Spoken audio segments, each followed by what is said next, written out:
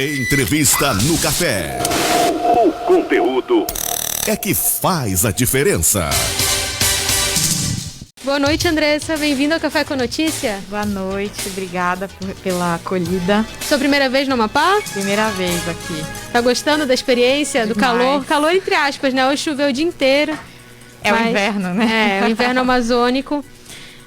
Primeiro explica para os nossos ouvintes o que está te trazendo aqui no nosso estado pela primeira vez. Eu sou da campanha nacional pelo direito à educação, estou na coordenação e a gente tem um projeto de mapeamento de grêmios estudantis e de coletivos estudantis na região amazônica. E o Amapá é um dos estados principais aí do nosso trabalho, então eu vim aqui falar um pouquinho sobre esse projeto, fazer articulação com a secretaria, conselhos, vários estudantes, então é por aqui que a gente veio, pela mobilização dos estudantes. E como é que tu tens conversado? Na verdade, qual foi a mobilização que tu presenciaste chegando aqui?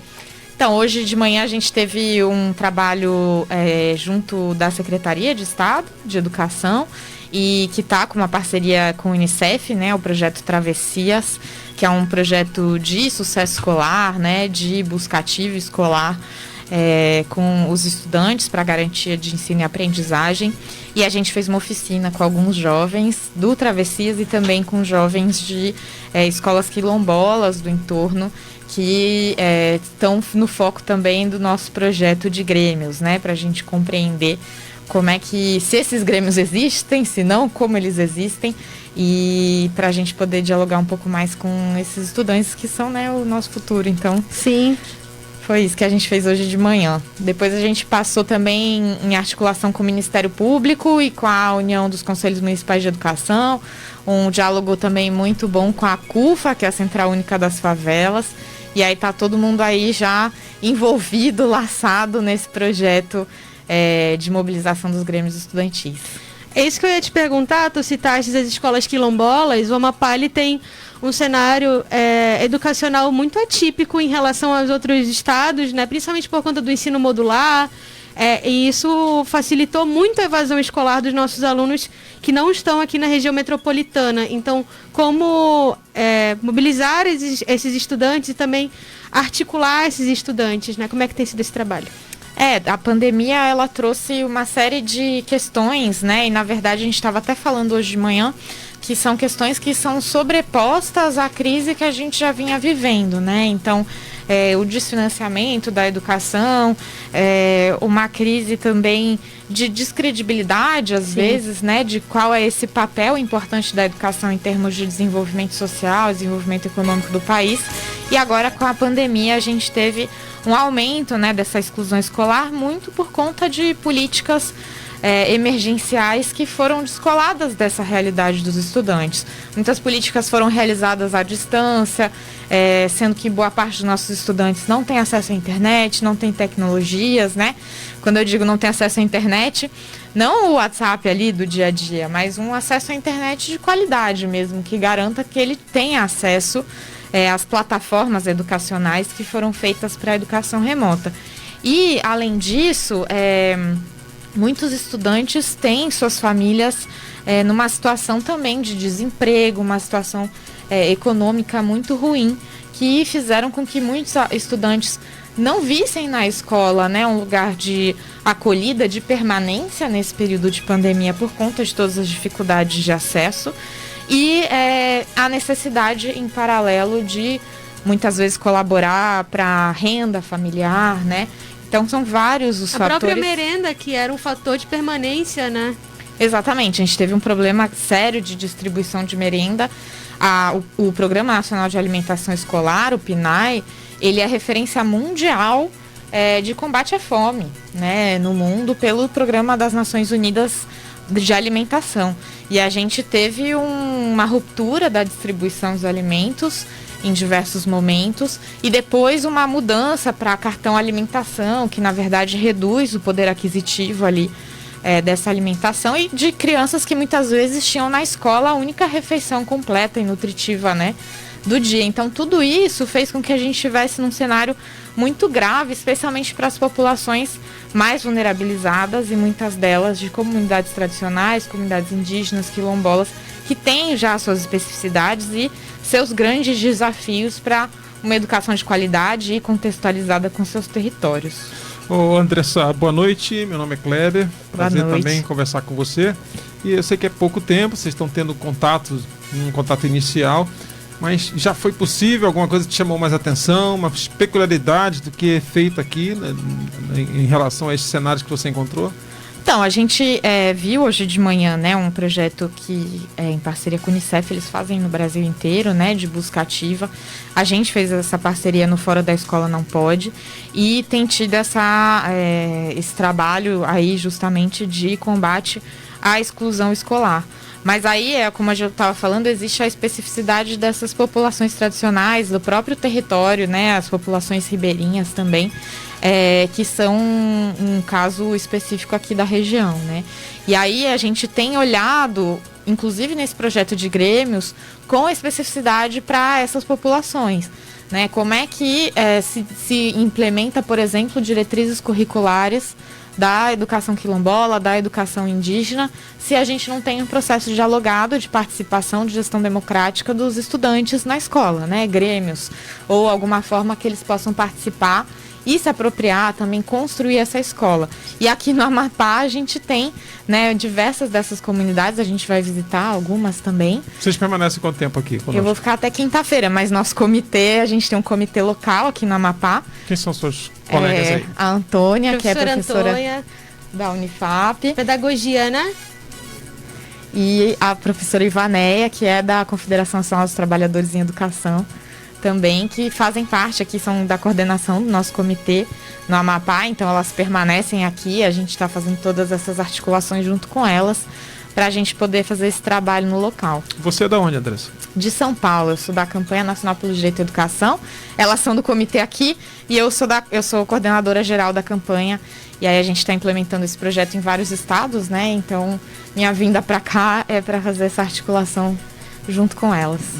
É interessante pensar que nas gerações anteriores, os movimentos secundaristas eles eram muito mais populares do que hoje em dia entre os jovens, né? Eles estavam, inclusive, em ensino privado, em outros ambientes, existia uma articulação mais espontânea e hoje em dia ela não é tão popular. Então existe, aí, talvez, nas articulações estaduais, o interesse de formação até política. A gente não fala política partidária, né? Mas não deixa de ser uma formação política com os estudantes dentro da construção de novos grêmios estudantis, explicar a importância de um grêmio, talvez para conseguir políticas públicas. Isso, a gente, a educação, ela tem 3 grandes objetivos segundo a Constituição, né? A formação para o mercado, a formação para o trabalho, a formação plena do cidadão e a formação justamente para a cidadania.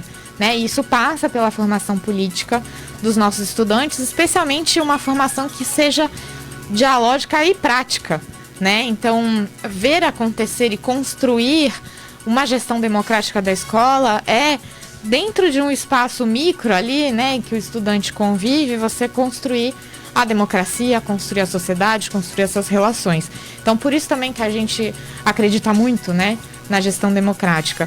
E o nosso trabalho é focado em mapear, conhecer e fortalecer os grêmios estudantis num sentido de fortalecer isso dentro da escola, né?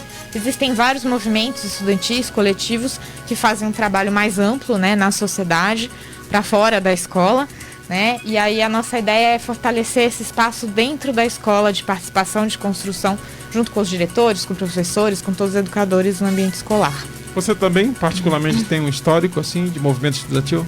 Eu não, eu fui de movimento estudantil na universidade, mas na educação básica eu fui de colégio militar. Então a gente não tinha, né, grêmio, não tinha grêmio, movimento estudantil. Eu fui representante de turma, né, no meu ensino fundamental e médio, mas a gente não tinha grêmio estudantil. E eu pude, né, durante a minha educação, estava até comentando com o pessoal do comitê hoje, sentir como é a diferença de você poder, de fato, participar das decisões, né? Para mim, quando eu era adolescente, não existia essa possibilidade. Existia dentro da sala de aula, porque os meus professores sempre foram muito dedicados a isso, mas dentro do colégio não, né? A gente não tinha essa prerrogativa de fazer parte da decisão, que era de cima para baixo, né? Sim, muito hierárquica, né? Acabei de lembrar também, recentemente foi aplicado de forma definitiva o novo ensino médio, as novas diretrizes do ensino de base, né? E como isso tem influenciado na articulação estudantil, na percepção de vocês? Então, a reforma do ensino médio, ela na verdade veio na contramão da demanda dos estudantes, né? A gente teve um movimento de ocupação de escolas em todo o país em 2015, 2016, que os estudantes pediam principalmente 3 grandes agendas, né? Então, primeiro, investimento e qualidade da infraestrutura das escolas. Vários deles ocuparam suas escolas e abriram salas que eles não sabiam que tinha dentro e viram livros empacotados que não estavam disponíveis na biblioteca, viram papel higiênico e sabonete que nunca tinha no banheiro, né? Então tinha toda uma discussão sobre a melhoria da infraestrutura das escolas. Um outro ponto foi sobre a valorização dos professores e dos seus profissionais de educação, que inclusive apoiaram vários desses movimentos de ocupação. Depois os estudantes apoiaram greves e movimentos de professores por melhorias salariais. E eles também pediam uma nova pedagogia, né? Uma pedagogia que fosse contextualizada para a vida deles, que fosse uma pedagogia de fato dialógica, que construísse, né, essa escola. E a reforma do ensino médio, ela vem na contramão de várias dessas agendas. Primeiro, ela constrói um currículo, né, muito conteudista, e é uma política que já nasceu verticalizada, né? Ela nasce de cima para baixo, Sim. né? Então, não houve a participação dos estudantes na formulação dessa política. Ela precariza, né, o currículo, então traz uma série de disciplinas que focam muito mais no eixo de formação para o trabalho, um trabalho mais terceirizado, mais precário do que, de fato, é um trabalho mais robusto. E, por fim, ela permite que sejam contratados professores, né, que não sejam formados na área. Então, isso precariza ainda mais a situação dos docentes, dos professores, e desvaloriza a profissão. Então, tudo que, né, que os estudantes pediam, que era infraestrutura de qualidade, melhor e maior pedagogia e valorização dos profissionais, essa reforma vai ao contrário e ela não vem seguida de investimentos. Sim. Né? Então a infraestrutura das escolas continua precária, inclusive alguns caminhos formativos, como de ciências, que pressupõem, por exemplo, laboratórios de ciência, uma série de infraestruturas para que ele possa de fato acontecer, não deve ser implementado em várias escolas, não vai ser opção para vários alunos, porque sequer a gente tem essa infraestrutura. Você fica até quinta aqui? Quinta-feira. Deve visitar outros municípios, não? Sim, a gente vai aqui do lado, né? Santana. Quilombo do Curiaú. Quilombo do Curiaú. Quilombo do Curiaú. Isso. Você vai se apaixonar Aqui pela APA. A escola do Curiaú, José Bonifácio, né? Foi uma das escolas onde eu estagiei na universidade. Por incrível que pareça, comunicação, estagiei em projeto de extensão de audiovisual e também nas escolas quilombolas Santo Antônio da Pedreira e Abacate da Pedreira. Então fazia todo aquele trecho ali. E é uma estrutura, os alunos com muita vontade, muito aquilombados, que estudam a história da própria comunidade, que é uma coisa que não é comum no Amapá. A gente não estuda a história do Amapá nas escolas, mas com muita dificuldade. Assim, em 2018, transporte escolar que comportaria 15 alunos, levando 30, 35. É muita dificuldade, assim, mas eu acredito muito que o movimento secundarista vai fazer toda a diferença, inclusive no período eleitoral, aí onde eu estou depositando a minha fé, minha energia, porque... E aí tem uma outra situação também que eu ia perguntar para vocês, se também, não sei se o trabalho geral acaba abarcando isso, porque são problemas generalizados da educação pós-pandemia, mas a questão do trabalho infantil e evasão escolar, aqui no Amapá a gente teve... Isso não foi mapeado diretamente, né, pelo IBGE. Eu cheguei a fazer uma apuração de forma independente para a GEDUCA, não sei se vocês conhecem, mas a questão do trabalho infantil aqui, principalmente com alunos do ensino fundamental 2, foi muito grande. Gente saindo da escola para trabalhar com os pais e não retornando, né? Então, como tem sido esse cenário de evasão escolar e busca ativa no Brasil e no Amapá? A gente fez um estudo, 8 estudos a gente lançou no ano passado, que chamam Infâncias e Adolescências Invisibilizadas. A gente tratou sobre qual era a situação da educação de crianças migrantes, de crianças de rua, crianças em territórios em situação de violência, crianças e adolescentes quilombolas, indígenas, do socioeducativo, enfim. E o trabalho infantil, a gente olhou para esses estudos de forma transversal, porque existe trabalho infantil nessas diversas áreas, né? Existe a criança que está na rua vendendo, né? O trabalho infantil na rua. Existe um trabalho infantil também no campo, né? E a gente trabalhou muito sobre essa questão. Aqui perdão, te interromper. Nas populações indígenas especialmente, né? Foi uma coisa que eu visualizei muito em loco, indo nas aldeias, muitos alunos deixando de estudar para trabalhar no campo, porque as escolas realmente não funcionaram por 2 anos, assim. E não funcionaram e não davam acesso também sequer remoto e algum apoio para estudar à distância, né? Então, e a gente tem uma cultura que favorece o trabalho, né? Existem brincadeiras, músicas, né? Sobre isso e aquela velha ideia de que trabalhar não faz mal. Eu comecei a trabalhar cedo, depois isso melhorou, né? Tem toda a questão da meritocracia por trás e pouco se fala sobre os impactos físicos e psicológicos do trabalho infantil na vida, né? Então muitas pessoas falam, eu trabalho desde criança e isso nunca me afetou, né? Na verdade afetou e não sabe, né? Porque é muito pouco explorada essa questão. A gente ainda tem um desafio muito grande de superar a cultura do trabalho infantil, né? Isso é uma das questões. E na pandemia, por conta de toda essa dificuldade de educação e por conta da falta de investimentos sociais, né? Que a exclusão, a gente não tem, normalmente na campanha a gente não fala de evasão escolar, porque evasão acaba pressupondo que o estudante decidiu sair. Sim. E na verdade, ele não está recebendo as condições do Estado para ficar na escola, né? Então, desde falta de investimento nas políticas educacionais, que a gente já tratou aqui, até a falta de investimento social, né? A gente tem no Brasil, uma política de teto de gastos, de austeridade econômica, que vem desde 2016, antes da pandemia. Sim. E que depois as políticas sociais sofreram ainda mais cortes, né? Na área da educação, de 2015 a 2019, a gente teve uma redução de 45% no orçamento dedicado para a área, né? Então a gente tem diminuído muito os recursos, o que numa pandemia é contrário a recomendações internacionais. A relatora da ONU para o Direito à Educação, a gente fez parte do relatório dela sobre Covid e educação, fez parte do grupo de experts, né, de especialistas que elaborou o relatório.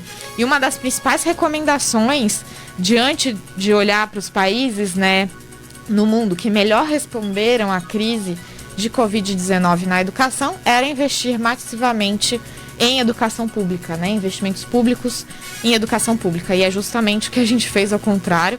Inclusive o Brasil é citado como um mau exemplo, né? E aí aqui o Estado não fica de fora disso.